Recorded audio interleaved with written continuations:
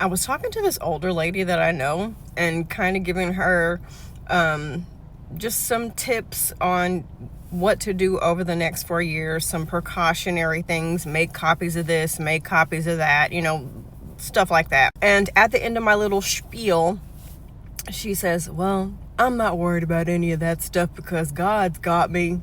And I often wonder, let's go back to our ancestors. I often wonder how many of our ancestors did not experience any kind of freedom because they chose to stay behind. It's not that Harriet left them there, but they voluntarily wanted to stay behind because of their faith in God.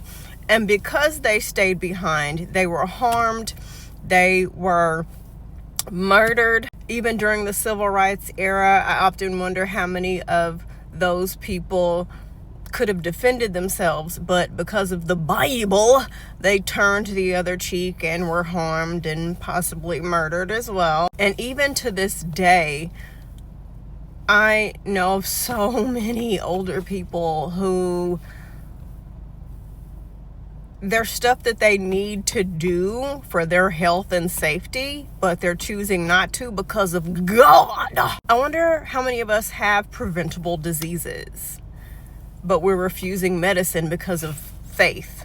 I wonder how many of us are just not going to the doctor because we believe that we're going to be healed. I wonder how many people who have done horrific things and continue to do those horrific things, but nobody is reporting them. They're not experiencing any consequences because they're claiming that God has forgiven them. You can believe in what you want to believe in.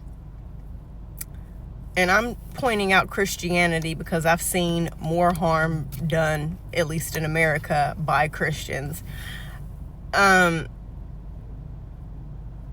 You still have to, any religion that is encouraging you to not use your common sense, not use your better judgment, not take care of your health, not do commonsensical things to protect yourself, that's not something you should be following. I often think of how many marriages need to end, but the person is staying because they think God's going to change that person. I was once in that kind of situation. So many of us, there was this picture I saw of a horse, and it's free. It just has a chain around its neck, but it thinks that because the chain is around its neck, it can't move. That's how a lot of people are with Christianity.